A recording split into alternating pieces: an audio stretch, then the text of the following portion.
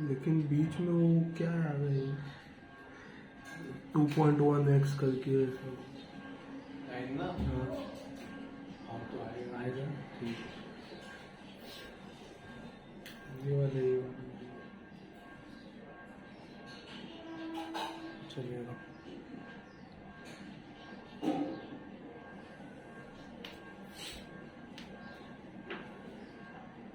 सही है।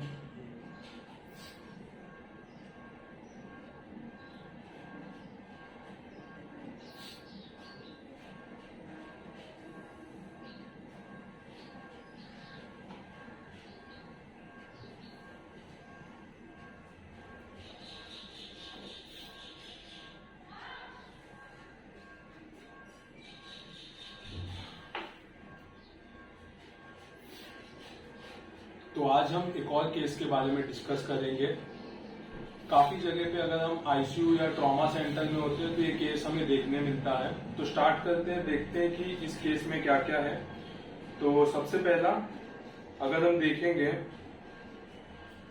तो एक पेशेंट आया था हॉस्पिटल में जिसका एज था अराउंड 94 इयर्स।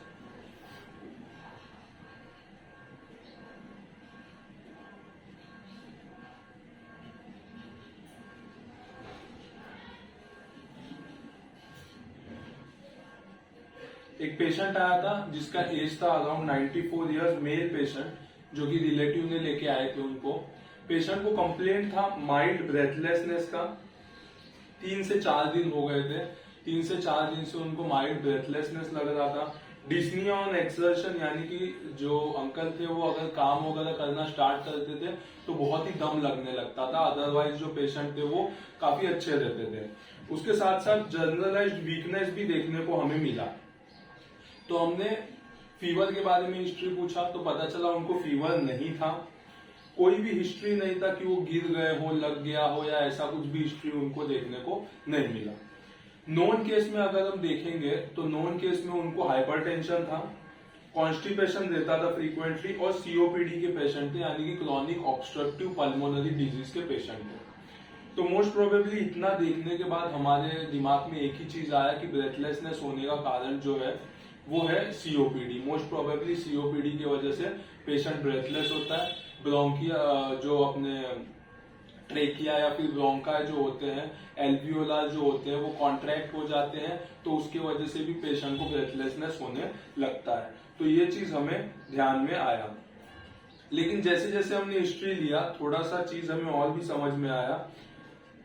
वो पहले का मेडिकेशंस लेते थे, उसके साथ साथ बीपी उनका देखा तो 140/80 था जो नॉर्मल था। हार्ट रेट जो देखा वो अराउंड 88 पर मिनट था। ऑक्सीजन लेवल कम था 91%। रेस्पिरेशन रेट थोड़ा सा ज्यादा था, यानी कि टेकेपनिक थे। उसके साथ एचजीटी करके देखा तो 120, यानी कि शुगर का जो लेवल था वो रैंडम शुगर 94 के एज में 120 समवॉट नॉर्मल ही था। उसके साथ साथ सबसे इंपॉर्टेंट चीज जो देखा, चेस्ट को ऑस्कल्टेट करके। सबसे इंपॉर्टेंट चीज है, अगर पेशेंट कभी भी ब्रेथलेसनेस का हिस्ट्री लेके आता है तो उसका चेस्ट को ऑस्कल्टेट करना काफी ज्यादा इंपॉर्टेंट है। एयर एंट्री कैसा है, कहीं पे फ्लूइड एक्यूमुलेशन है क्या, एयर एंट्री कम हो गया है क्या, ये सब चीज देखना काफी ज्यादा जरूरी है। तो अगर पेशेंट है जो कि ब्रेथलेसनेस बोल के आया है, डिस्निया ऑन एक्सर्शन बोल के आया है, तो हमें ये चीज ध्यान रखना चाहिए कि सबसे पहले उसका जो है एयर एंट्री चेक करना चाहिए। जब एयर एंट्री चेक किया गया तो पता चला राइट साइड में एयर एंट्री उनका काफी ज्यादा कम था। राइट साइड में एयर एंट्री जो था वो बहुत ही ज्यादा कम देखने को मिला। Patient was conscious and fully oriented. Patient conscious था और फुल्ली ओरिएंटेड था। अभी रेस्पिरेटरी सिस्टम में अगर कोई प्रॉब्लम आता है तो सबसे इंपॉर्टेंट, सबसे बेसिक चीज है कि पेशेंट का चेस्ट एक्सरे कर देना। चेस्ट एक्सरे करने के बाद ही काफी ज्यादा पैथोलॉजी पता चलती है कि वो जो लंग्स है उसमें एयर एंट्री क्यों नहीं जा रहा है, वहां पे किसी तरह का फ्लूइड एक्यूमुलेशन हो गया है, किसी चीज का ऑब्स्ट्रक्शन हो गया है, लंग कोलैप्स हो गया है, क्या हुआ है, ये चीज देखने के लिए चेस्ट एक्सरे करना काफी ज्यादा इंपॉर्टेंट है। तो पेशेंट को काफी सारा चीज एडवाइस किया गया। सबसे पहला blood report, to rule out कि वहां पे कोई इन्फेक्शन है या नहीं।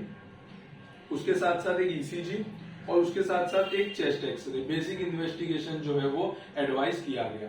पेशेंट को इमरजेंसी ट्रीटमेंट में ऑक्सीजन सपोर्ट स्टार्ट किया गया क्योंकि पेशेंट पहले से हाइपोक्सिक था, 91% ऑक्सीजन रेट था, तो उसके साथ साथ उन्हें ऑक्सीजन सप्लाई किया गया और पेशेंट का ब्लड रिपोर्ट्स, ईसीजी और एक्सरे भेजा गया। तो सबसे पहले ईसीजी निकाला गया। तो ईसीजी में जैसे कि हमें देखने मिल रहा है, तो ईसीजी में हमें क्या देखने मिला, तो ईसीजी में हमें देखने मिला कि पेशेंट को 1 और 3 लीड में देखेंगे तो पता चला राइट एक्सिस डेविएशन है।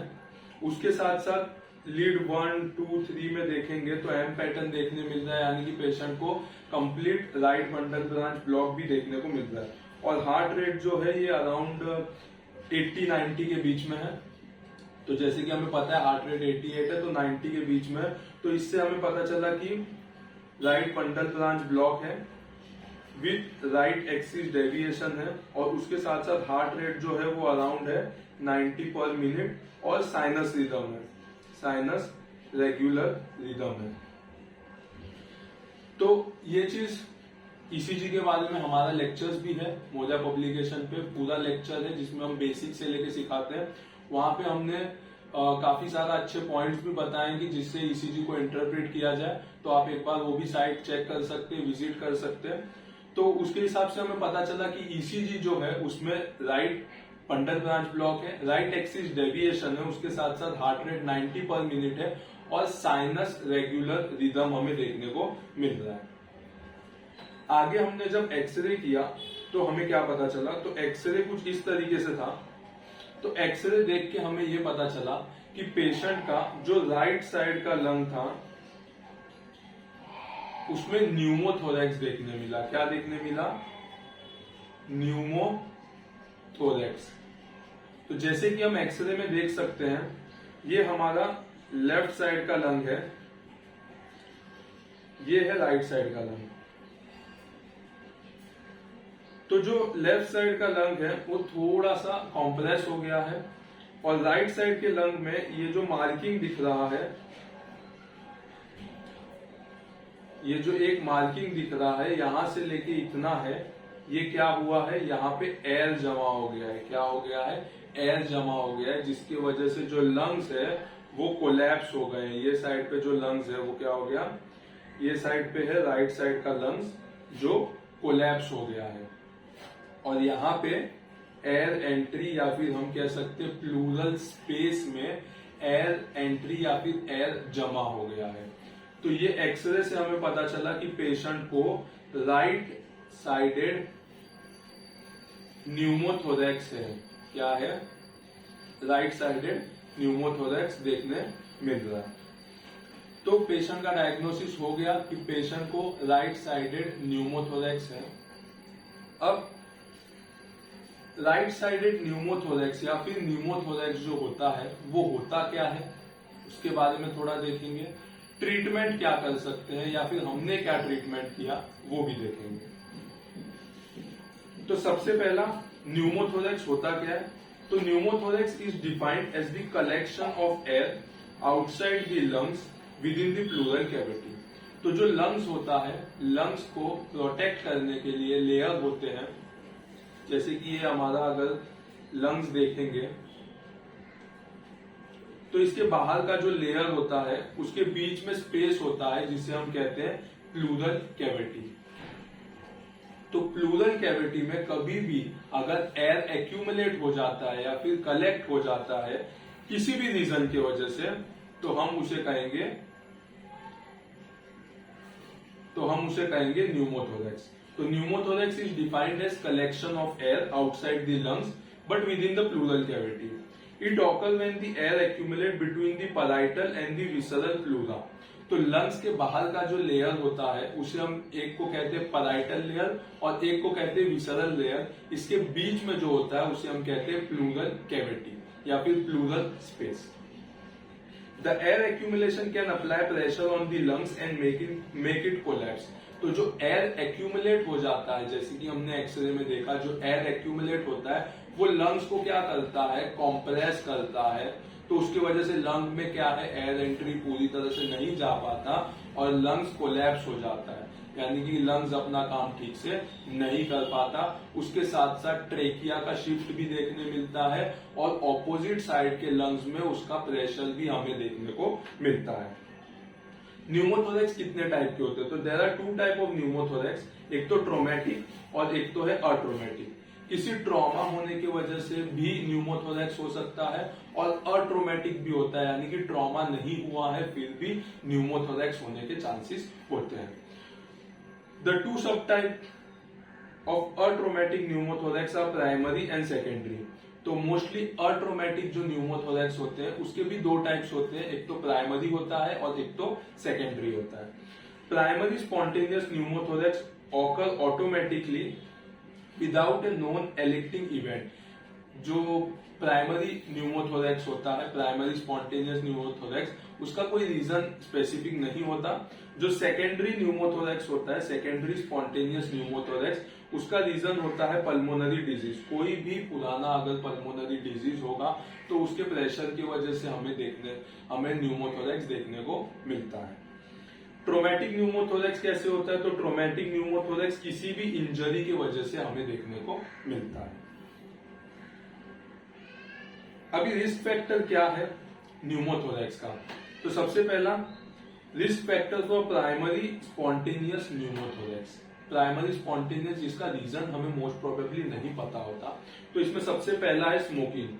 स्मोकिंग अगर करते रहेंगे तो न्यूमोथोरेक्स होने के चांसेस होते हैं। दूसरा है प्रेगनेंसी, तीसरा है फैमिलियल न्यूमोथोरेक्स। तो ये तीन चांसेस होते हैं जिसकी वजह से प्राइमरी स्पॉन्टेनियस न्यूमोथोरेक्स होने के चांसेस होते हैं। दूसरा है disease associated with secondary spontaneous pneumothorax.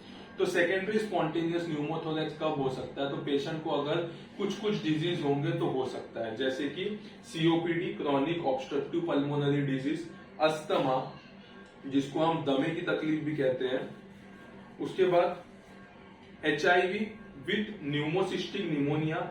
इसके बारे में भी हमने निमोनिया में थोड़ा सा डिस्कस किया है। मतलब HIV की वजह से इम्यूनिटी कम हो जाता है तो उसकी वजह से न्यूमोसिस्टाइटिस होने लगता है, जो कि जाके लंग्स में एक्यूमुलेट होता है और वो निमोनिया को डेवलप करता है। Necrotising pneumonia, tuberculosis, TB, bronchogenic carcinoma, जो ब्रोंकस होता है उसमें कैंसरस सेल्स डेवलप होते हैं जिसे हम कहते हैं कार्सिनोमा, तो उसकी वजह से भी न्यूमोथोरेक्स देखने मिलता है। Severe ARDS, acute respiratory distress syndrome, इसके बारे में भी हमने पैथोलॉजी के हमारे लेक्चर्स में काफी अच्छे से डिस्कस किया है। Inhalation drugs use like cocaine and marijuana. तो कोकेन या मारिजुआना जो ड्रग्स है लोग लेते हैं तो उसके वजह से भी इसका न्यूमोथोरेक्स होने के चांसेस होते हैं। उसके बाद कॉज ऑफ इट्रोजेनिक न्यूमोथोरेक्स। तो इट्रोजेनिक न्यूमोथोरेक्स क्या होता है? तो it is a traumatic pneumothorax secondary to an invasive procedure. अगर हॉस्पिटल में हम रहते हैं तो कोई प्रोसीजर की कॉम्प्लिकेशंस की वजह से भी हमें न्यूमोथोरेक्स होने के चांसेस होते हैं, तो उसे हम कहते हैं इट्रोजेनिक न्यूमोथोरेक्स। तो उसमें क्या क्या आता है? सबसे पहला प्लूरल बायोप्सी। तो कभी भी प्लूरा का बायोप्सी अगर हम लेते हैं, थोड़ा सा स्किन या थोड़ा सा सेल लेते हैं टेस्टिंग के लिए, तो उसमें भी अगर कॉम्प्लिकेशंस आता है तो उसमें भी न्यूमोथोरेक्स डेवलप होने के चांसेस होते हैं। दूसरा ट्रांस ब्रोंकियल लंग बायोप्सी। तो लंग का बायोप्सी लेंगे उसमें भी होता है। Transthoracic pulmonary nodule biopsy, central venous catheterization insertion. तो जैसे हम कहते हैं कि सेंट्रल लाइन इंसर्ट करते हैं, अगर हम आईजेबी में या सब क्लेवियन में, अगर हम आईजेबी लाइन या सब क्लेवियन लाइन में, सब क्लेवियन वेन में जो है हम सेंट्रल लाइन इंसर्ट करते हैं, तो उसमें कभी कॉम्प्लिकेशंस की वजह से या डीप नीडल प्रिक होने की वजह से लंग में इंजरी हो जाता है, जिसकी वजह से पेशेंट को न्यूमोथोरेक्स हो जाते हैं। तो वो भी एक टाइप का इट्रोजेनिक न्यूमोथोरेक्स के अंदर काउंट किया जाता है, सेंट्रल वेनस कैथेटर इंसर्शन। उसके बाद ट्रैकेस्टोमी, जो कि ट्रैकेस्टोमी ट्यूब हम डालते हैं, उसके कॉम्प्लिकेशंस, उसका प्रोसीजर में कॉम्प्लिकेशन आने की वजह से भी न्यूमोथोरेक्स होता है। Intercostal nerve block cause traumatic pneumothorax. अगर किसी पेशेंट को नर्व ब्लॉक देना है इंटरकोस्टल, तो उसमें उसके कॉम्प्लिकेशन में भी न्यूमोथोरेक्स हो सकते हैं। पेनिट्रेटिंग और ब्लंट ट्रॉमा, कभी कोई इंसिजन लेते वक्त भी ट्रॉमा होने के चांसेस होते हैं। और रिब फ्रैक्चर एक्सटर्नल प्रेशर देने की वजह से मोस्ट प्रोबेबली अगर सीपीआर वगैरह दे रहे पेशेंट को, कोई पेशेंट है जो गास्पिंग में है जिसका हार्ट स्टॉप हो गया, हम सीपीआर दे रहे हैं, तो उसका रिब्स जो है वो फ्रैक्चर होने की वजह से अगर वो लंग को पियर्स कर जाता है तो उसे उसमें भी न्यूमोथोरैक्स होने के काफी ज्यादा चांसेस होते हैं। इसके बाद कॉज ऑफ टेंशन न्यूमोथोरैक्स, तो नाम हमने सुना है बहुत बार, लोग कहते हैं टेंशन न्यूमोथोरैक्स हुआ है। तो टेंशन न्यूमोथोरैक्स क्या होता है? तो it is a life threatening condition caused by continuous entrance and entrapment of air in the pleural space compressing the lungs, heart, blood vessel and other structure in the chest। तो most probably किसी भी प्रकार का injury या कोई भी complication की वजह से जिसमें एयर एंट्री चेस्ट के अंदर तो जाता है लेकिन वो बाहर नहीं निकल पाता, यानी कि एंट्रेंस तो होता है लेकिन एंट्रैप हो जाता है, वहां पे कैद हो जाता है, वहां से बाहर नहीं निकल पाता, और वो क्या करता है बाकी सारे ऑर्गन्स को, लंग्स को, हार्ट को, ब्लड वेसल को प्रेशर देता है जिसकी वजह से उनका फंक्शनिंग धीरे धीरे कम होने लगता है। तो इस कंडीशन को हम कहते हैं टेंशन न्यूमोथोरैक्स। टेंशन न्यूमोथोरैक्स की कॉजेज क्या क्या है? तो पेनिट्रेटिंग या फिर ब्लंट ट्रॉमा, बाहर से कोई ट्रॉमा हो गया हो, barotrauma due to positive pressure ventilation, most probably higher altitude पे जाने के बाद पॉजिटिव प्रेशर वेंटिलेशन होता है, उसकी वजह से चेस्ट में एल्वियोलाई रप्चर हो जाते हैं और हमें न्यूमोथोरैक्स देखने को मिलता है। परक्यूटेनियस ट्रेकियोस्टोमी, ट्रेकियोस्टोमी करते वक्त भी देखने मिलता है। Open pneumothorax when occlusive dressing work as one way valve. तो ये सब चीजों में हमें टेंशन न्यूमोथोरैक्स देखने मिलता है।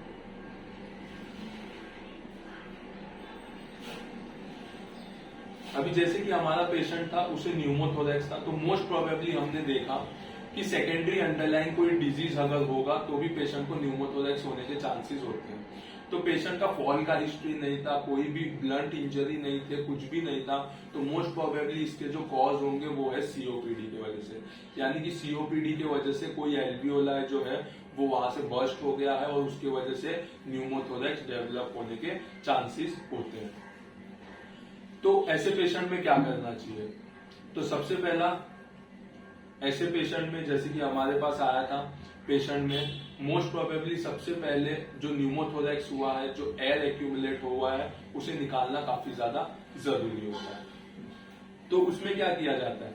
तो ट्रीटमेंट का ऑप्शन क्या क्या है? अगर अपने पास कोई पेशेंट आता है तो उसमें ट्रीटमेंट का ऑप्शन क्या क्या हो सकता है? तो उसमें बाकी सब तो ठीक है, हम मेडिकेशंस देते हैं, पेशेंट का ब्लड रिपोर्ट हमने देखा, WBC काउंट ज्यादा है, एंटीबायोटिक दिया, स्टीरॉइड दिया, ब्रोंकोडायलेटर दिया, नेबुलाइजेशन दिया, सब कुछ दिया, O2 सप्लाई भी दिया क्योंकि पेशेंट हाइपोक्सिक है, ये सब चीज हमने दे दिया।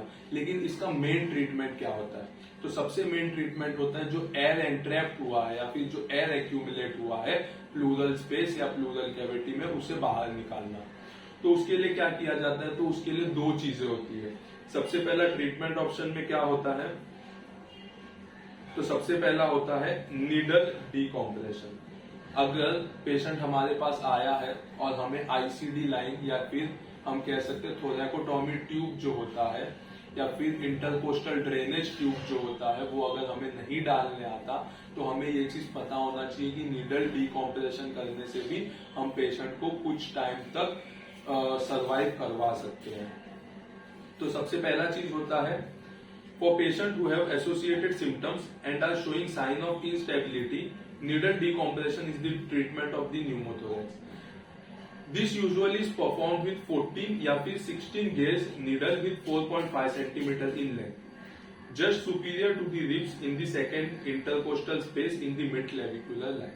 तो इसमें क्या किया जाता है? तो इसमें 14 या फिर 16 gauge नीडल लिया जाता है जिसका लेंथ हो अराउंड 4.5 सेंटीमीटर और नीडल डीकॉम्प्रेशन किया जाता है। तो कहाँ किया जाता है? तो ये किया जाता है सुपीरियर रिब्स में second intercostal space mid clavicular line में। तो जैसे कि हम देख सकते हैं कि ये हमारा थोरेसिक रीजन है, तो ये कुछ यहाँ पे अगर हम देखेंगे, इसे हम कहते हैं फर्स्ट इंटरकोस्टल स्पेस, इसे हम कहते हैं सेकेंड इंटरकोस्टल स्पेस। तो सेकेंड इंटरकोस्टल स्पेस क्लेविकल के लाइन में आधा करके सेकेंड इंटरकोस्टल स्पेस के पास रिब्स, जो नीचे का रिब्स है सेकेंड रिब्स, उसके सुपीरियर पार्ट पे, फर्स्ट रिब के इंफीरियर पार्ट पे हमें प्रिक नहीं करना है, क्योंकि वहां पे से काफी ज्यादा नर्व सप्लाई होता है। तो इसके लिए जो रिब्स होते हैं उसके सुपीरियर पार्ट, यानी कि सेकेंड रिब है उसके सुपीरियर पार्ट पे मिड क्लेविक्यूलर लाइन और सेकेंड इंटरकोस्टल स्पेस, इस जगह पे 14 या फिर 18 गॉस का नीडल है वो प्रिक किया जाता है, जो कि 4.5 सेंटीमीटर बड़ा हो, वो प्रिक किया जाता है कुछ इस तरीके से। ये हो गया सेकेंड रिब, ये क्या हो गया सेकेंड रिब। उसके सुपीरियर साइड पे नीडल डीकॉम्प्रेस किया गया। ये नीडल डीकॉम्प्रेस करने के बाद यहां से एक ट्यूब लगाया जाता है, आईवी सेट लगाया जाता है, और एक बाउल में थोड़ा सा वाटर लेके ये ट्यूब को उसमें डाला जाता है, जिसकी वजह से क्या होता है कि जो अंदर का एयर होता है चेस्ट का वो बाहर निकलने लगता है, लेकिन बाहर का जो एयर है वो वापस अंदर की तरफ नहीं जा पाता, क्योंकि वाटर उसे अंदर जाने से प्रिवेंट करता है। तो ये एक नीडल डीकॉम्प्रेशन हो गया, जिसकी वजह से हम पेशेंट के लाइफ थ्रेटनिंग कॉजेस, या फिर हम कह सकते हैं पेशेंट का लाइफ जो है वो बचा सकते हैं। तो नीडल डीकॉम्प्रेशन सबसे पहला ऑप्शन है, उसमें 14 या 16 गॉस का नीडल लिया जाता है 4.5 सेंटीमीटर लेंथ का, और जो प्रिक किया जाता है मिड क्लेविक्यूलर लाइन में second intercostal space superior to the second rib, यहाँ पे प्रिक किया जाता है और उसको क्या बोलते हैं न्यूमोथोरैक्स या फिर जो एयर एंट्रैप्ट है उसे वहां से निकाला जाता है। तो ये हो गया पहला ऑप्शन। दूसरा ऑप्शन होता है insertion of thoracotomy tube, insertion of thoracotomy tube, या फिर हम कह सकते हैं इंटरकोस्टल ड्रेनेज ट्यूब। तो इंटरकोस्टल ड्रेनेज ट्यूब कैसे डाला जाता है? It is placed about the ribs in the fifth intercostal space anterior to the mid axillary line.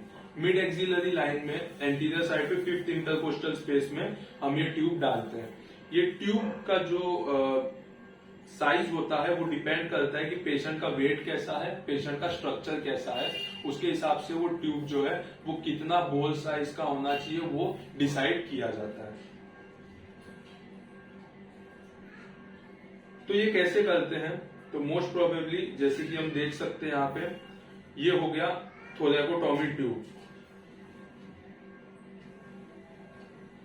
ये जो है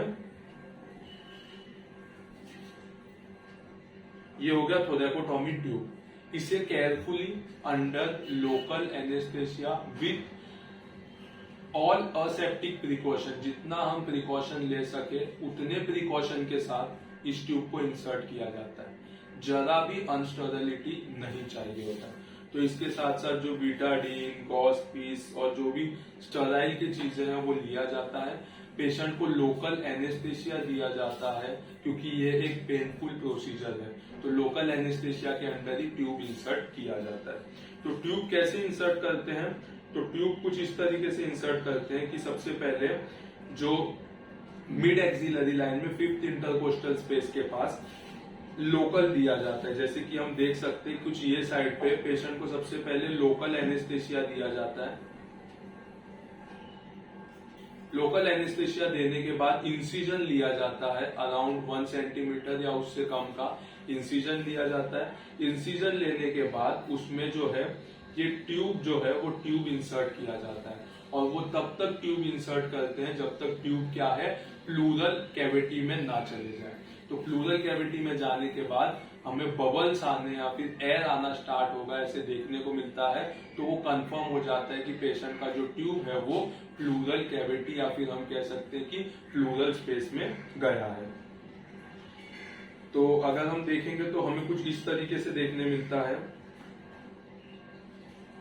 कि पेशेंट का फिफ्थ इंटरकोस्टल स्पेस में ट्यूब डाला है, जो कि लंग्स और जो प्लूरल कैविटी है उसके बीच में ट्यूब जाके इंसर्ट होता है कुछ इस तरीके से। ये अपना लंग्स होता है, और यहाँ पे रिब्स प्रेजेंट होते हैं। तो इसके बीच में जो स्पेस होता है जिसे हम कहते हैं प्लूरल स्पेस, तो उसमें ये ट्यूब जाके फिक्स हो जाता है। ट्यूब फिक्स होने के बाद उसे हम सूचर से सूचर कर देते हैं और ये ट्यूब जो है वो लगाया जाता है एक ड्रेनेज बैग के साथ या फिर हम कह सकते हैं एक ड्रेनेज डिवाइस के साथ, जिसकी वजह से क्या देखा जाता है, तो ड्रेनेज डिवाइस में या ड्रेनेज बैग में ये देखा जाता है कि जो लंग्स का एयर है वो बाहर आना चाहिए, लेकिन बाहर से जो भी एयर है वो लंग्स में वापस न जा पाए। ये चीज देखना काफी ज्यादा जरूरी है। तो जैसे कि हमने देखा क्या क्या प्रोसीजर है, तो हमारा जो पेशेंट थे 94 इयर्स ओल्ड मेल, उनको हमने आईसीडी लाइन डाला क्योंकि उनका लंग्स जो है राइट साइड का कोलैप्स हो गया था। ट्रेकिया जो है वो डेविएट हो गए थे लेफ्ट साइड पे, लेफ्ट साइड के लंग्स पे भी प्रेशर आ रहा था। तो इसमें थोरेकोटॉमी ट्यूब डालना या फिर इंटरकोस्टल ड्रेनेज ट्यूब डालना काफी ज्यादा जरूरी था। तो हमने आईसीडी किया पेशेंट का, 5th इंटरकोस्टल स्पेस से ट्यूब डाला गया था और ट्यूब डालने के बाद वो ट्यूब सही जगह पे है कि नहीं ये देखने के लिए एक एक्सरे करना काफी ज्यादा जरूरी होता है। तो ये पोस्ट ड्रेनेज ट्यूब डालने के बाद जो हमने एक्सरे किया वो है। तो इसमें जैसे कि हम देख सकते हैं कि हमारा जो ट्यूब है वो कुछ इस जगह पे देखने को मिल रहा है।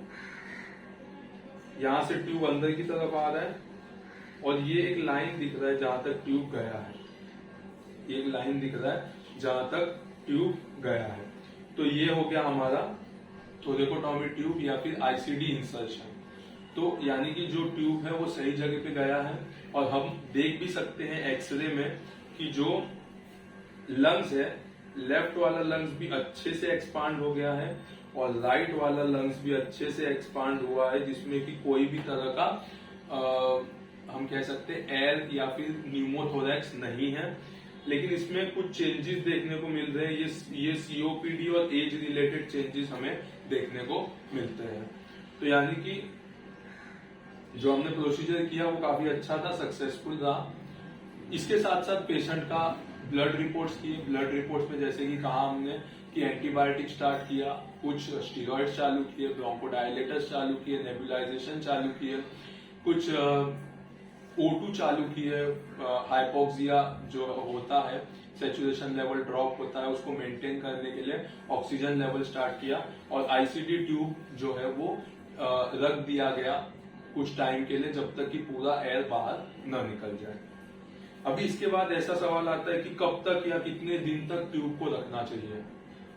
तो ट्यूब को तब तक रखना चाहिए या उसके पहले हम देखते हैं कि जो ट्यूब है उसको कनेक्ट किससे करते हैं। तो उसको कनेक्ट करने के लिए एक ड्रेनेज बैग आता है या फिर हम कह सकते हैं कुछ इस तरह का बैग होता है जिससे हम कहते हैं वाटर सील ड्रेनेज।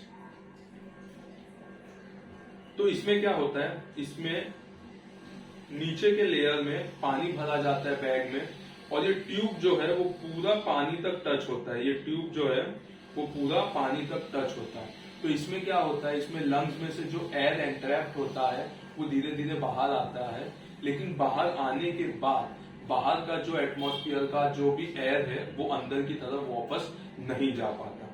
तो इसे हम कहते हैं वाटर सील्ड ड्रेनेज। तो इसमें हमें बबल्स आता हुआ देखने को मिलता है। क्या होता है, बबल्स आता हुआ देखने को मिलता है, जिससे हमें पता चलता है कि जो प्लूरल स्पेस में एयर था वो धीरे धीरे बाहर जा रहा है। अभी ये ट्यूब कब तक रखना चाहिए, तो ये ट्यूब तब तक रखते हैं जब तक पूरी तरह से जो एयर है वो बाहर ना आ जाए। वो पता कैसे चलेगा, तो पता वैसे चलता है कि एक्सरे निकालना होता है। हर 24 आवर्स में हम एक्सरे निकाल के देखते हैं कि इम्प्रूवमेंट कितना हुआ है। उसके साथ साथ हमें देखने मिलता है कि जैसे जैसे ही एयर स्पेस कम होने लगता है वैसे वैसे ट्यूब जो है वो लंग्स के वॉल पे जाके फ्रिक्शन क्रिएट करता है, जिसकी वजह से हमें प्लूरल रब जैसा वॉइस हमें सुनने को मिलता है। उसके साथ साथ पेशेंट को कफिंग होने लगता है, पेशेंट को बहुत ही ज्यादा खांसी आना स्टार्ट हो जाता है। अगर ये सब सिम्टम्स हमें देखने को मिले तो हमें समझना चाहिए कि पेशेंट का एयर जो है वो पूरी तरह से निकल गया है और अब हम उनका आईसीडी ट्यूब जो है वो निकाल सकते हैं। तो सबसे पहला चीज होता है कि एक्सरे, दूसरा प्लूरल रब सुनाई देगा हमें। उसके बाद जो बबल साउंड होते हैं वो ऑलमोस्ट 24 आवर्स तक अगर नहीं आएंगे तो हमें समझ जाना चाहिए कि जो भी एयर है वो एयर पूरी तरह से निकल गया है। तो मोस्ट प्रोबेबली अगर हम देखेंगे तो वाटर सील फ्लक्चुएशन अगर 24 आवर्स तक नहीं रहेगा, वाटर सील फ्लक्चुएशन अगर 24 आवर्स तक नहीं रहेगा तो हम ट्यूब निकाल सकते हैं। बबलिंग साउंड अगर प्रेजेंट नहीं रहेगा तो हम ट्यूब निकाल सकते हैं। अगर बबलिंग साउंड प्रेजेंट रहेगा वाटर सील ड्रेनेज में तो हमें समझ जाना चाहिए कि एयर अभी तक पूरी तरह से निकला नहीं है और कुछ और टाइम लगेगा न्यूमोथोरैक्स को सेटल होने के लिए। तो इस तरह से हमने पेशेंट को क्योर किया है न्यूमोथोरैक्स से। इसके बाद जब भी हम ट्यूब निकालते हैं तो वहां पे एक टाइट ड्रेसिंग किया जाता है जिसकी वजह से पेशेंट को फिर से न्यूमोथोरैक्स डेवलप ना हो। जो हीलिंग होता है स्किन का वो मोस्ट प्रोबेबली 1 या 1.5 दिन के अंदर वो हीलिंग हो जाता है और पेशेंट क्योर हो जाते हैं, पेशेंट डिस्चार्ज किया जा सकता है। कुछ चीजें ध्यान में रखनी होती है जैसे कि पेशेंट का ओल्ड मेडिकेशन, जैसे इस केस में पेशेंट को सीओपीडी था, हाइपरटेंशन था, कॉन्स्टिपेशन का प्रॉब्लम था तो उसकी ओल्ड मेडिकेशन कंटिन्यू करना जरूरी है। उसके साथ साथ कुछ दिन तक एंटीबायोटिक देना और ऑक्सीजन लेवल को मॉनिटर करना काफी ज्यादा जरूरी होता है।